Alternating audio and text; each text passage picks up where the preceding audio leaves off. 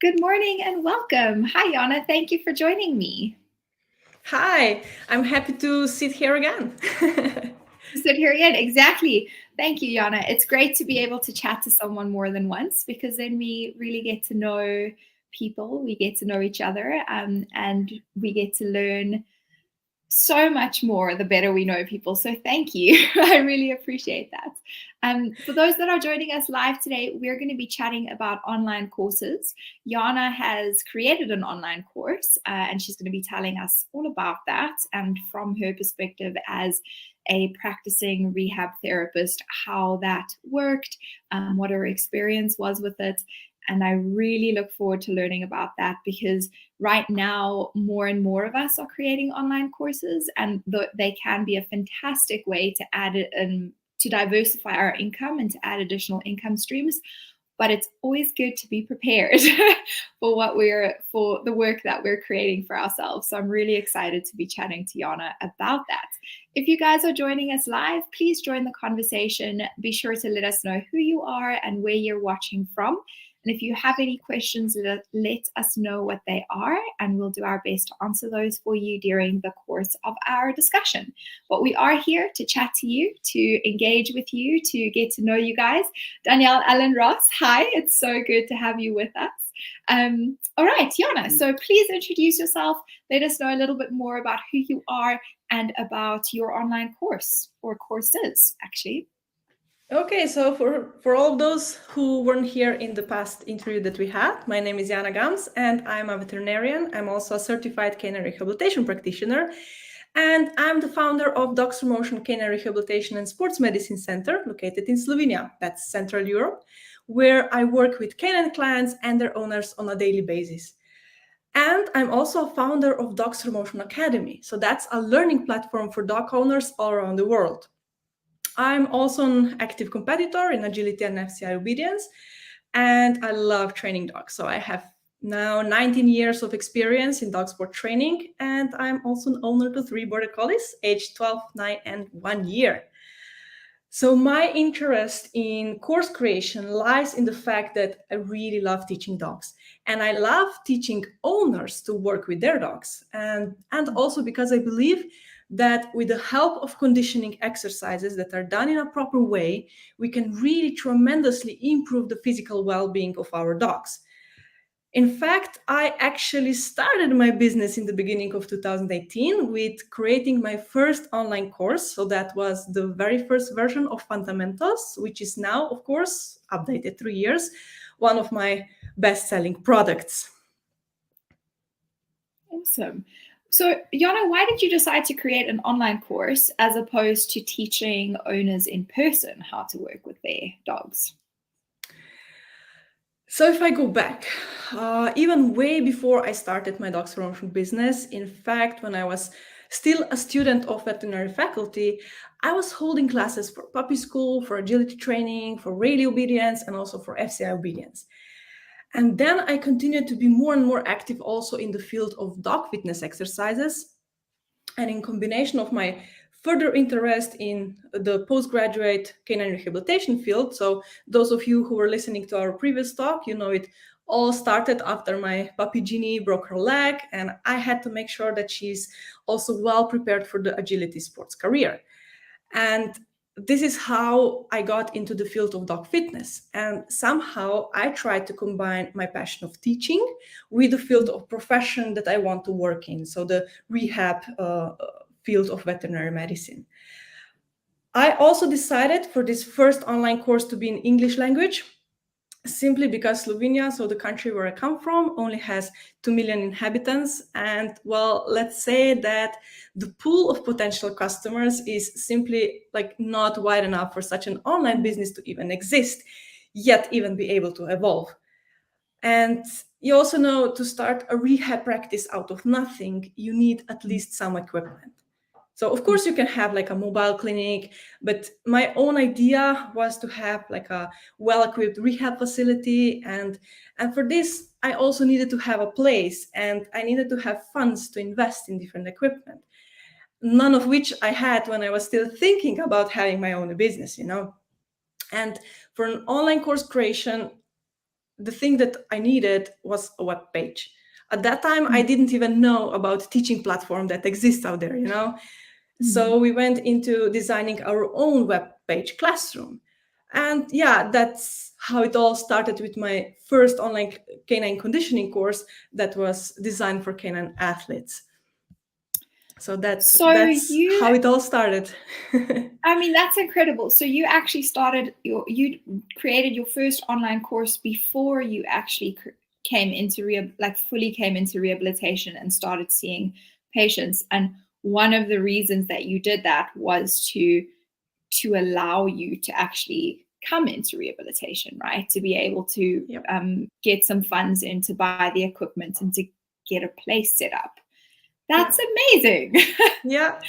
So That's I had amazing. experience, I had a couple of experience with teaching like live classes also in fitness world before I was certified as a rehab professional. So I had some live, let's say, or in practice experience. But yeah, that's how I started really.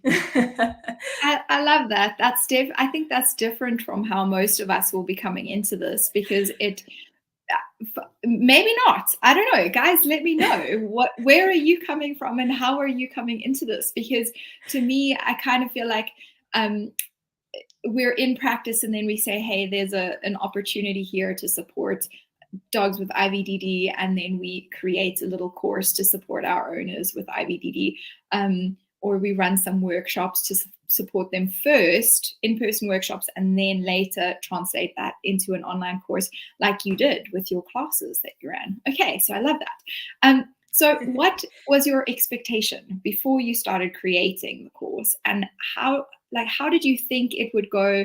How much work did you think would go into that?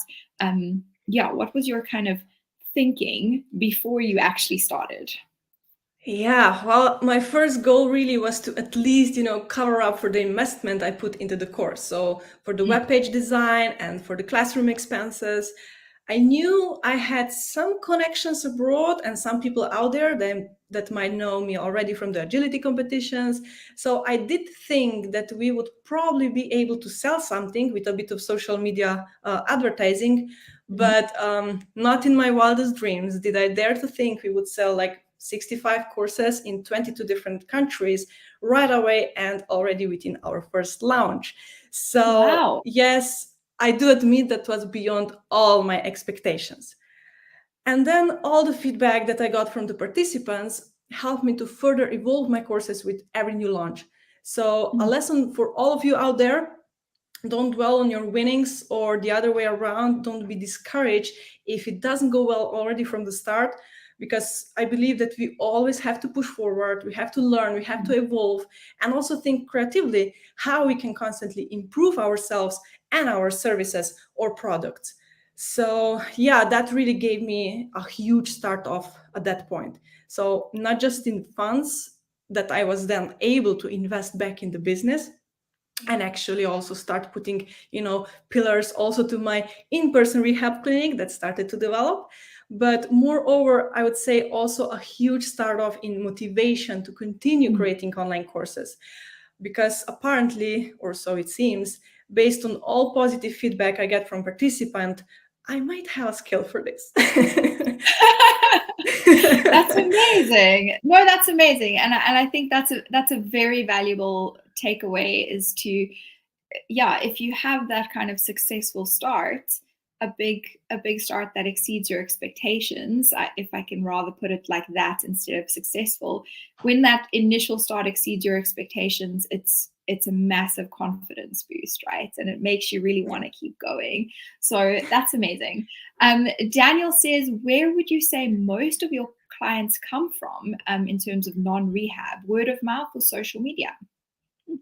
So, if we speak solely about the online world, I would say I started off with word of mouth. So, with the connections that I had in abroad, the people that knew me from somewhere, and especially in Europe, we didn't have any courses that would be offered like this. So of course abroad you could find them, but I still think that European countries are more like, I want to have someone who is from here because we know how it looks like here.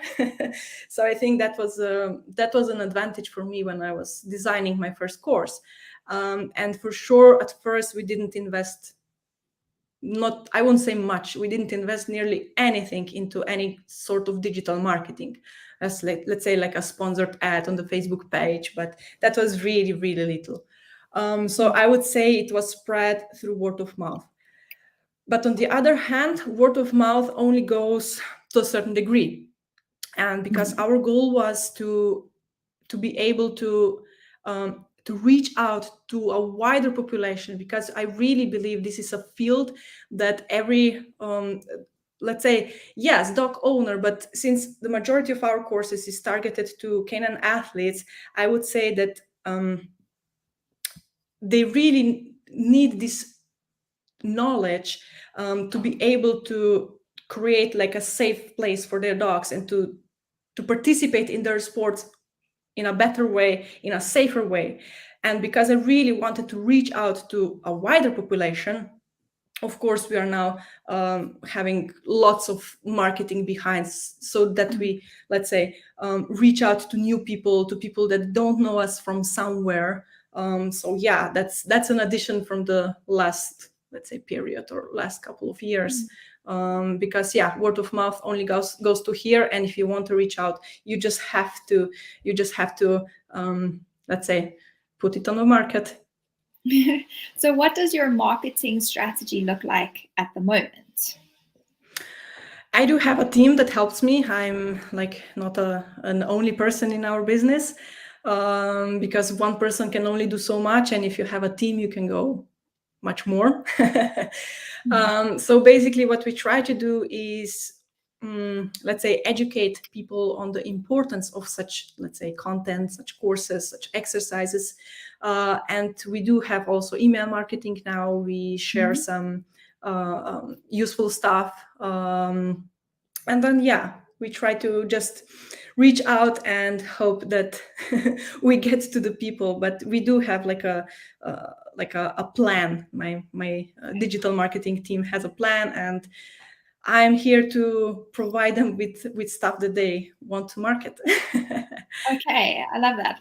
I think it's so important to have that team because we don't realize how much goes into all the different aspects, right? From creation to maintaining the site to updates to marketing, which is massive, and then to client support and continued client support and tech issues and the list goes on. So who do you have on your team? Do you have a person who's dedicated to marketing, a person who's dedicated to the IT stuff? What does your team look like? So from the online, let's say, part of the team, because yeah, we have the business that goes for the in-person rehab facility, and we do have like a part of the team that works more or less exclusively on the online courses. We do have 2 people that are really into digital marketing. So that stands for the landing page, web pages, email marketing, the strategy for the marketing, and everything that stands in that part. And we do have a person who takes care of social media. That's also something.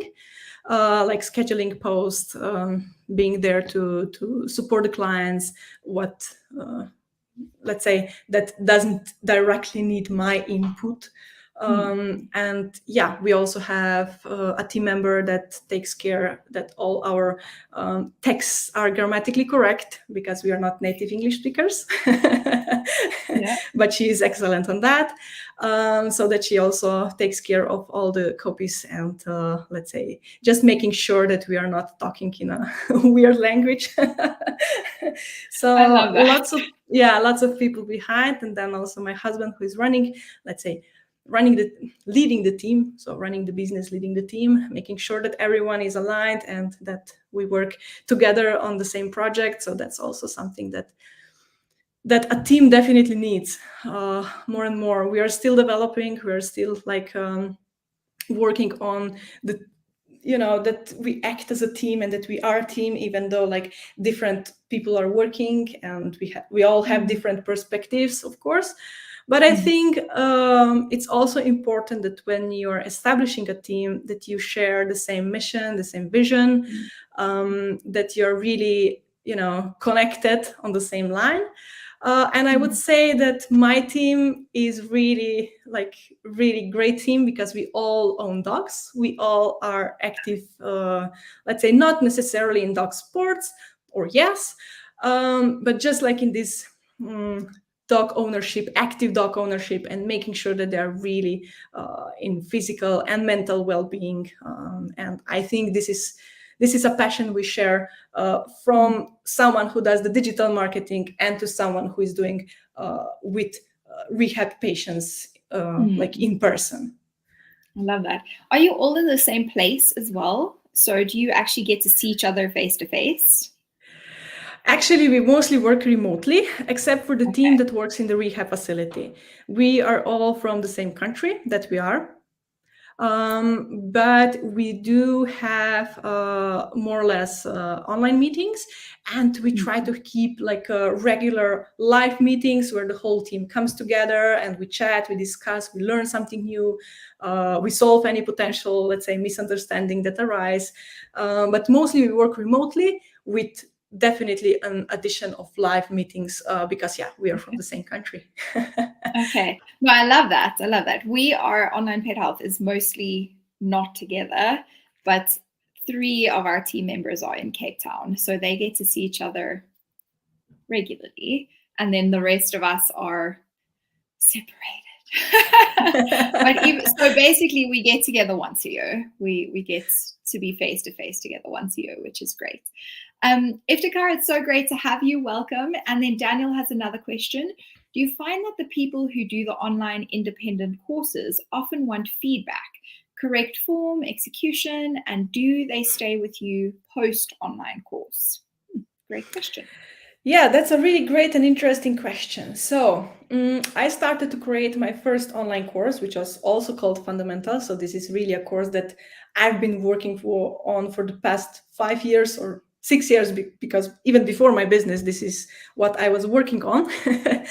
And at first, I only offered a course in the terms of working spots. So that means a participant always got the feedback from my side, my input. So the participants sent in training videos from their like hope training sessions. I took a look at them, I comment, I put some suggestions on improvements. And that was really, really amazing for the beginning because I was able to see where people are most struggling with. At that time, I was like 100% sure that courses like this, they only always need feedback. But that was my idea. And even at that point, I had like, let's say 50% of people who were regular sending in the videos and about 50% of participants who didn't feel like sending videos in, and they didn't feel confident or comfortable videotaping themselves, or they didn't have time, but they still did work. And I got some like feedback that the course is still great, that they're doing it at home, but they just don't feel the time, or, they don't want to have this extra effort of videotaping their home training sessions. And I totally understand that. And at that point, I was actually noticing or seeing that also these people can benefit from such courses, despite missing my feedback. And I wanted to improve that. So this is how I then started to think about creating a self-study course that would also contain the majority of troubleshooting that I had with people that sent in videos for feedback.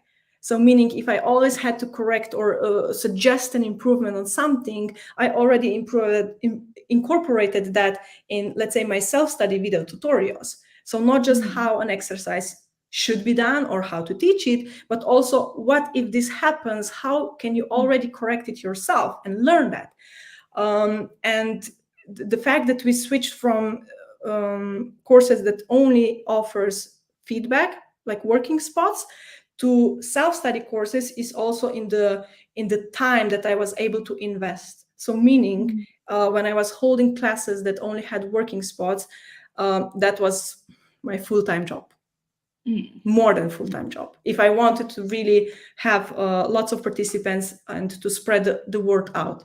But since one of my missions and visions is also to reach out to as much people that are active with their dogs, and to help them develop, let's say, a nice routine and a way they can do at home with their dogs and improve their physical well-being, they just didn't have enough time. So this is when I switched to the self-study courses.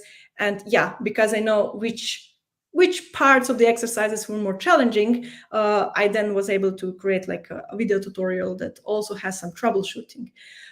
So my conditioning courses at the moment are self-study oriented, but because I also know that lots of people want to have that personal feedback, that's an addition. They can always like purchase for an additional, let's say, a price.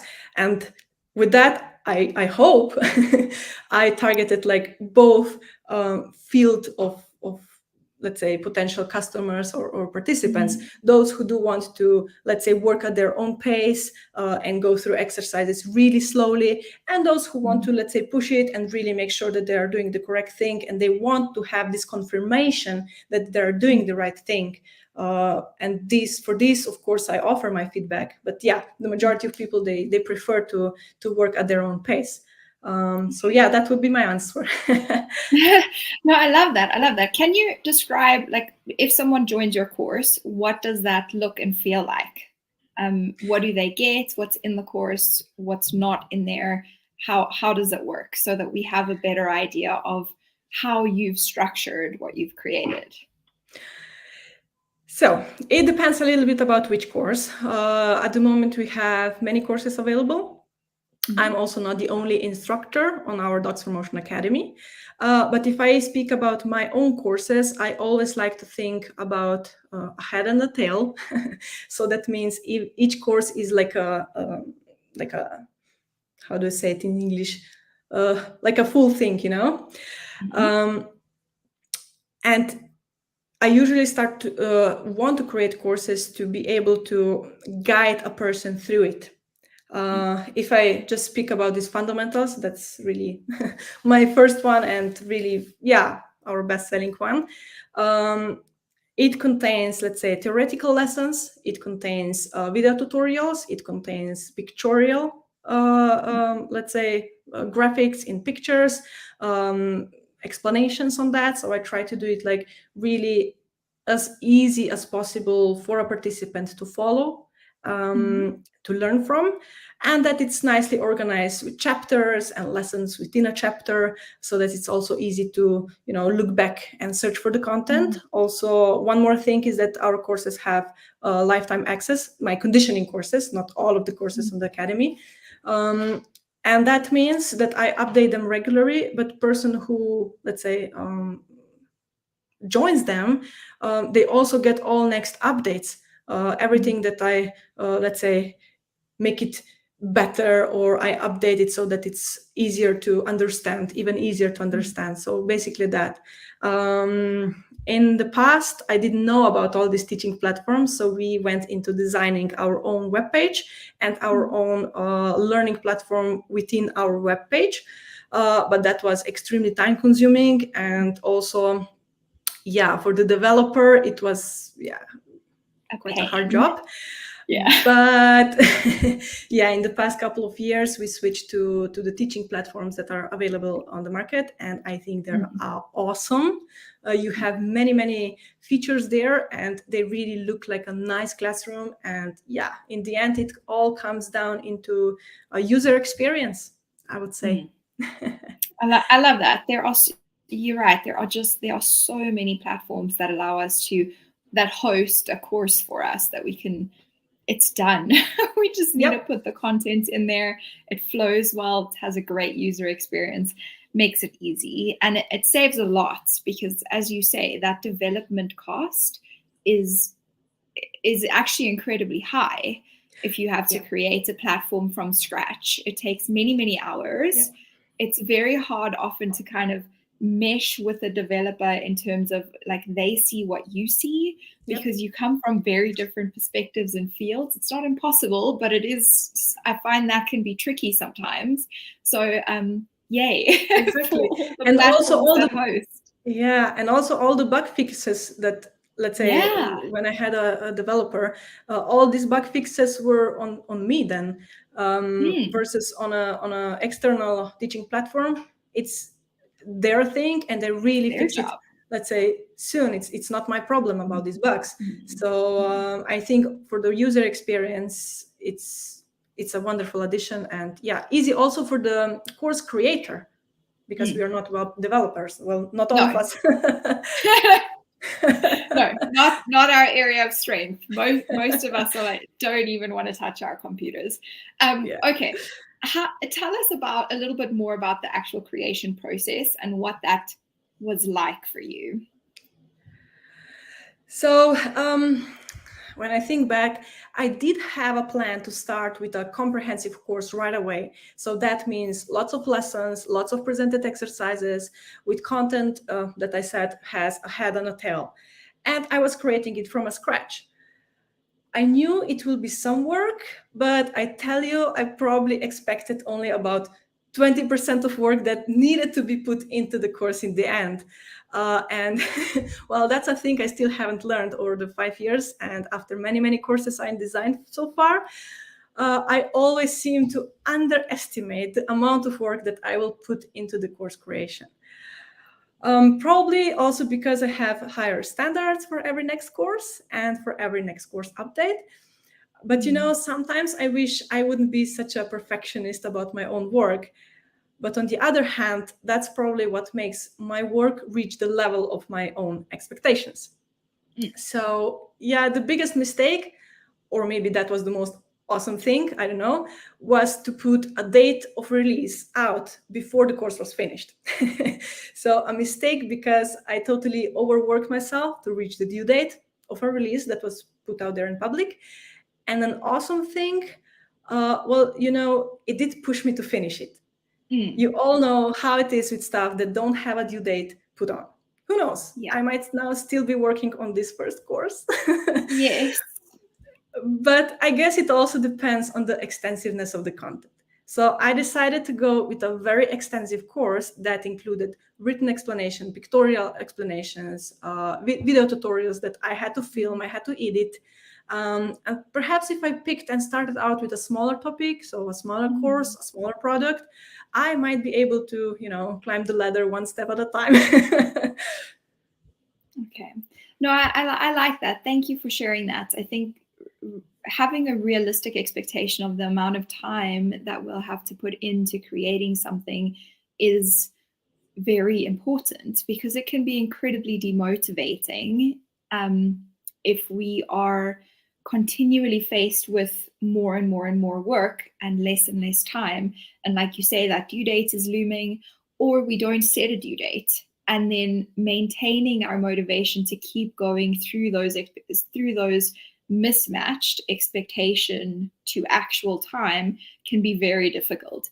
So I like the idea of having a due date, not necessarily making that public, but but but I agree with you. I agree with you. I do the exact same thing. I'm like, the first thing I have to do is set a date when it must be done. And from that date, from that step, I can actually get done what has to happen. Yeah. Backchain it. But you can Exactly. only backchain it if you know what waits for you. So when you're Yes. thinking about the first time that you're designing a course, it might be really overwhelming, I would say. Yeah. Yeah. Okay. Eloise has a question for us. What is your most popular course, and what kinds of things are owners requesting you create?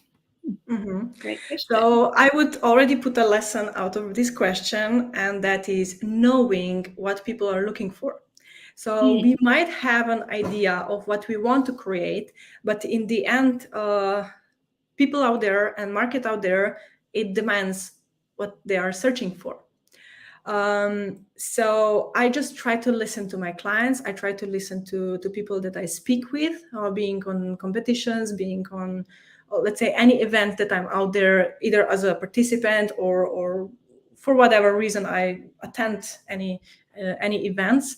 So I would say open your ears and listen to people, and then think about what you can do and what you can create to match their requests or their area of interest.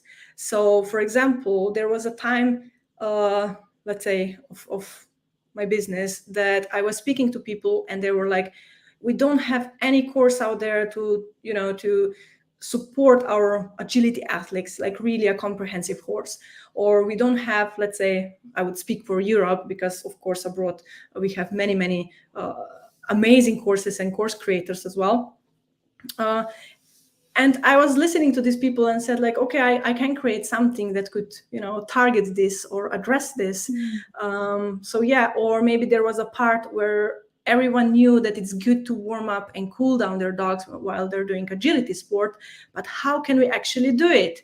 And again, this was like oh yeah, I can make a course actually on that, because it needs to have a head and a tail.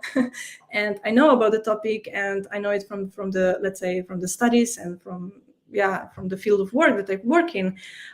So yeah, actually my question is, depends on what people are interested or what people are working or looking for. And then you also have to listen to yourself, what is that you want to spread knowledge about. So not just what people are interest is, but also what is your lesson, what is your point of view, what you want to share people to learn and get to know and do or perform. So just an answer to what is our most popular course, it depends for what field of public. Those who are looking for the warm-up cool-down routine, I would say that one.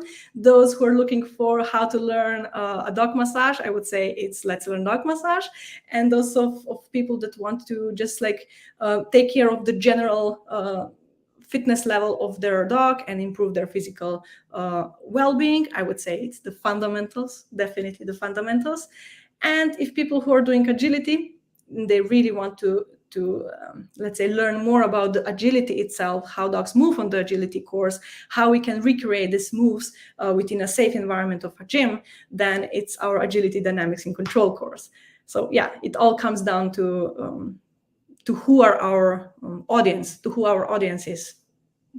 So do you have 4 courses? Are those your 4, or do you have others? These are 4 of my courses. I also have a warm-up cool-down routine for the obedience courses, participants. So at the moment but we are working on some new stuff. For sure, on a puppy fundamentals, so fundamentals for puppies. Those who follow me know that I have a new puppy. No, not a puppy anymore. He's been 1 year old recently. But I spent this year actually to work on the new course. Hey, that's fantastic. Yeah. Puppy, that's a very good one. Daniel says, I'm looking at online course content creation, but it's so daunting. I get you, Daniel. What advice do you have for him? Yeah, I would say, if I just think about time investment that you want to put in, so that's also a thing that you should like question yourself. How much time am I able to invest? And again, I would say it depends on the extensiveness. So, for example, our shortest online course, Let's Learn Dog Massage, was filmed in a day, as I created it after a series of live Zoom meetings that I held during COVID on the same topic. And I wanted to keep it short and easy for a wider population of dog owners. So for that particular course, also post-production didn't take long. So the course was basically out in a week.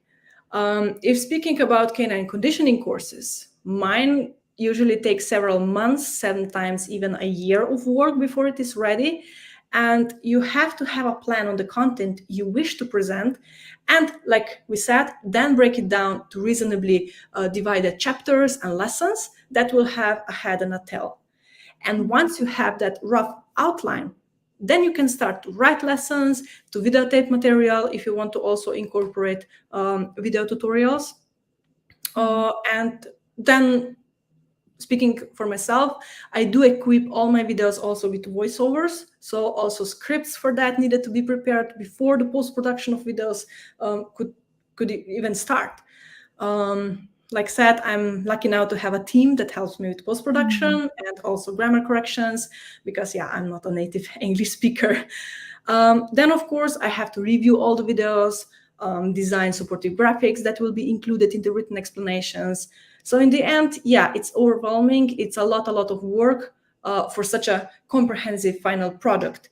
But again, not all courses have to match this frame, So online content can come in many different forms, from blog posts, Zoom meetings, downloadable PDFs, so like ebooks, all the way to self-guided courses that are held via teaching platform, and of course courses that allow interactive communication with the instructor, not to mention a variety of topics we can cover.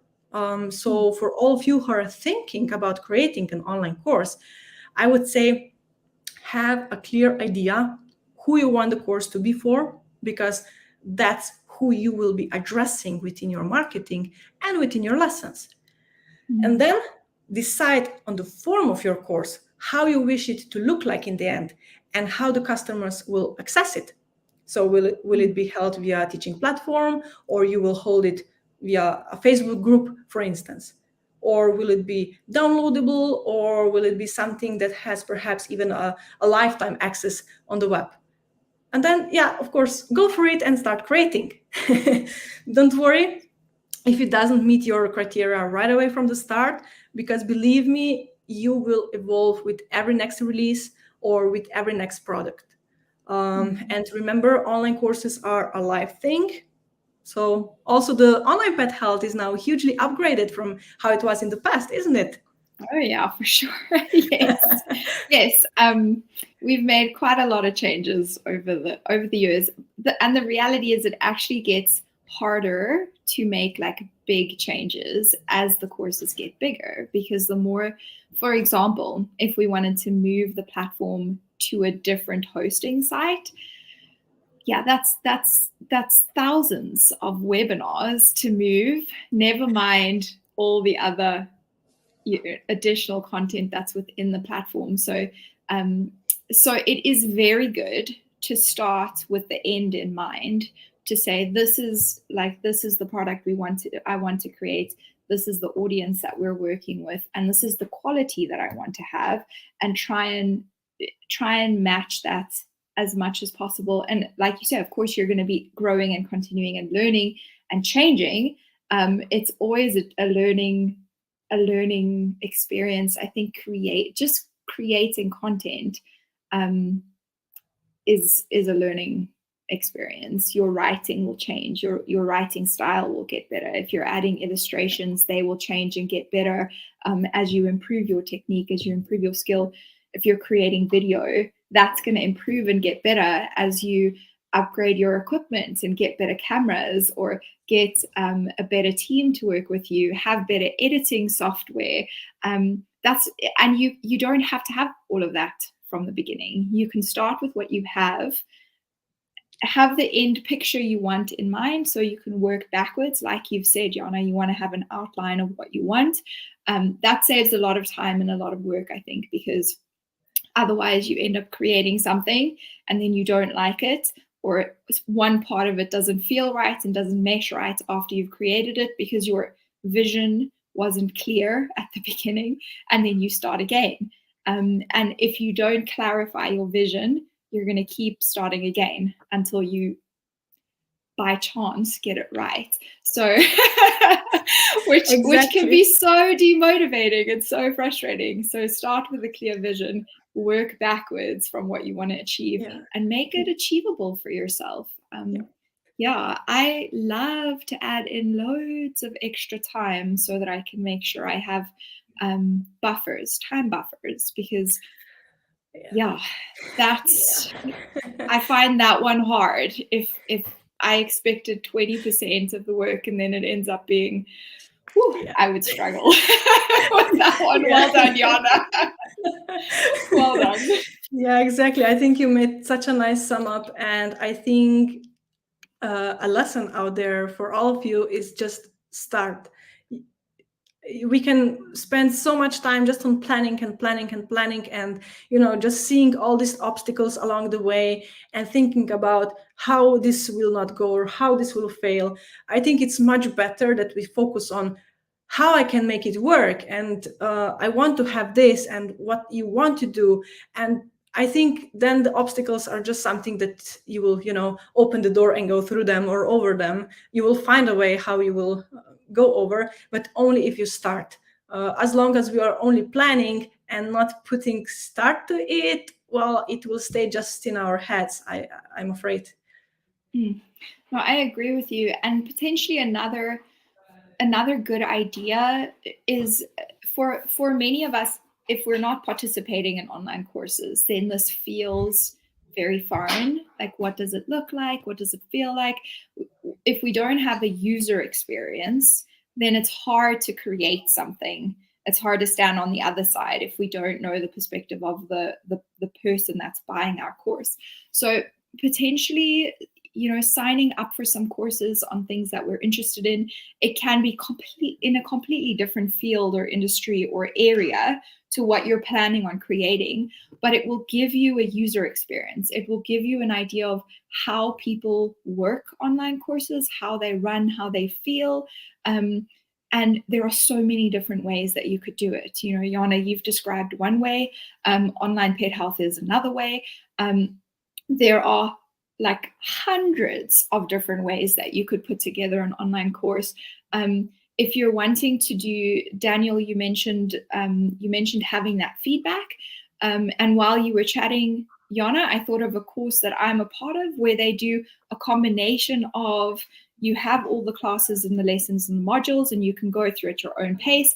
And there are regular Zoom meetings where participants can submit videos, and you can attend that Zoom meeting whether you submit a video or not, but you're learning from that feedback that is coming from the instructor, from the participant, from the horse, from the dog, from whatever. So you're getting to learn that feedback loop. And that's another way we could do it that's much less time intensive, because you block out one training session where you cover 2 or 3 participants, and hundreds could participate in that by just learning that feedback loop. So I think that's a good idea as well, is if you've never been in an online course and you're wanting to create one, sign up for a few and get a feeling for how they work and what's within them, and and that way you get to have a clearer picture of what it is you're trying to create. Angela, hi, it's so good to have you. She says, many times one's vision becomes clearer through working with our clients. Our clients tell us each time, and this sharpens our vision. That's, spot on. We have to have that, like you were saying, Jana, you have this idea and this thing you want to teach the world. It doesn't always 100% match what people need. When we start having those conversations, then we can bring those things together to what people need and what they're looking for and what we can give and share with the world. And I love that. Thank you, Angela. So Jana, I think my next question would be, a lot of us are going to come into creating an online course and go, okay, I'm going to create it, and then I'm going to market it, and then it's just going to sell itself and I'm going to be done, right? So we have a massive initial investment of time and work, and then our expectation is that we're not going to continue to have to invest a massive amount of time into this, and we're maybe going to be able to focus on our clinical patients a little bit more while we earn some semi-passive income. Is that how it works? Does a course run itself once we create it, or do we need to continue to invest quite a bit of time into running the course? I would love to say that you have no time investments that you need to put into the course after its creation, but I'm afraid that I will be disappointing on that one. if I speak from my own experience, the majority of our courses are now self-study. And that means once they're launched, I need to only invest time in making sure they stay up to date. I add some stuff over the future. I might change some lessons to be more understandable and so on. But the majority of the course creation work is usually done, yes. However, this is then the point where my marketing team takes over. So I would say if you do plan to do it yourself, be prepared, because this is when another time-consuming thing happens. Because you have to market your course out there, make sure it reaches your potential audience, because simply hanging it out there and waiting for people to come by will most probably not bring you satisfactory selling, at least not in this era of digital marketing, I'm afraid. If you just take a look at Facebook pages, for instance, without investing in a sponsored ad, the posts never seem to reach anyone anymore, unfortunately. So course creation is one big step. And well, of course, selling the course is another. So again, it all comes down to how well you know the audience and how well can you communicate with them. But yeah, just a hint: an online course doesn't always need to be a global selling product. Your online course can also be a thing you offer to your in-person clients that come through your door. If you create a topic that would interest them. So, for example, I don't know, a video explanation of homework exercises that you prescribe to them. So really, the sky's the limit. As long as you can think creatively and you're ready to adapt to what the customers are searching for. But definitely don't think that once the course is done, that you won't need to spend any more time, because people will not know about your course if it's just hanging there. Yeah, I love that. Thank you, Anna. And I think it goes back to the point again of how we create it, right? Are we creating, like you said, initially you were having that feedback, you were providing feedback to your participants all the time. Creating that is a very time consuming, like your initial time and your kind of continued time would probably match, or your continuing time would outweigh your initial time, because you're continuing to meet people's needs. And you would also have a limit, right, of how many participants you could take at a time, because you would again be limited by your time. So how do you create your course will also determine how much time you need to invest in the long run. Exactly. So Daniel has a marketing question. How do you devise marketing with events happening? Example, when you run a discount code. And I'm going to assume that you're wanting to run like a limited time period discount code, Daniel. So I like that. So if you run like limited specials or events or things, how do you market around that? Yeah, we actually do. For example, courses that are oriented for agility handlers specifically, we definitely try to, let's say, put some, let's say, discounts or special offers at the time of the events to maybe, educate people more about this field or present them with these topics. Right now we had just this past weekend, we had the biggest agility competition here in Slovenia, so Slovenian Agility Open. And of course, we were also a part of the sponsor team, and I was also participating with one of my dogs. I was also running. Of course, we try to match our let's say marketing with this event. So when thinking about marketing courses, you can definitely use all these, let's say, events that are happening, or maybe, national days for something. You can use like many different opportunities, like Easter and Christmas and New Year. These are Black Friday. These are the most, let's say, well-known also among the people. So you have to know that also people, so audience, they usually seek for these special offers around these events, and they kind of expect to be something out there. And then it's about your policy. Let's say if you don't feel confident offering some discounts, or you don't, let's say, agree with that, that's perfectly fine. It's really all about how you want it, and then just work through how you want it. I love that you mentioned that, because you're talking about attending a live event. to get people to buy an online course. And Yeah. I like that. So I think that it is so important to still have a relationship with people and continue to build that relationship in person, because that is what builds that. Yeah, we can't do without that. So I like that. And we do the same thing. So when we attend the IAVRPT conference, for example, we will go with a discount code and we'll invite people to join. And we might give them a limited time where they can join for free and see the membership and see what's happening in it, before they have to start, before they have to commit to a membership. And we do that kind of thing only at live events. And then some other ideas, Daniel, is instead of running like discount codes through social media marketing, is to offer them to specific groups of people. So if you're reaching out to a club or to an association or to whatever competition attendees, whatever your audience is relevant to your audience, you could reach out specifically to a group of people and say, hey, I want to invite you guys to join what I'm doing and to participate, and here is a discount code. So that's another way that you could do it. And collaborating with other course creators would be another way. So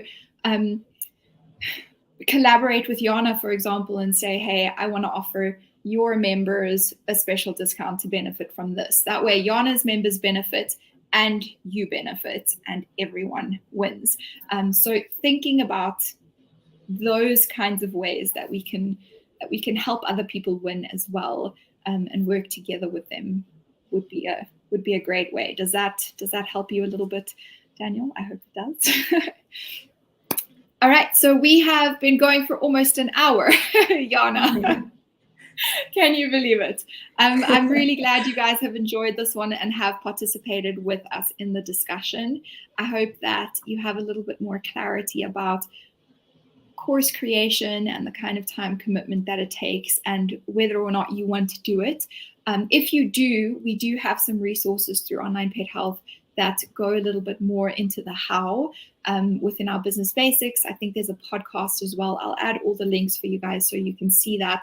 And we've had some previous Facebook Lives as well with people who are focused on helping rehab therapists create courses, which is really helpful. Sometimes it's good, if you don't know where to start, to work with someone who does. Just, I should put that out there as well. It can make it easier to anticipate the pitfalls and the challenges if you're working with someone who has helped others through the process. So not for everyone, but sometimes working with a mentor or a person who's done it helps a lot. So Definitely. Thank you, Jana. Thank you for your time and for all your advice. It was a pleasure. And for sharing your journey with us. It was a pleasure to have you. I really enjoyed it. And thank you to everyone who attended. Daniel, Angela, Eloise. It was so great to have you guys all with us. I love getting to know our vet rehabbers all around the world. All right, guys, have a great day. Great day. Bye-bye. Bye.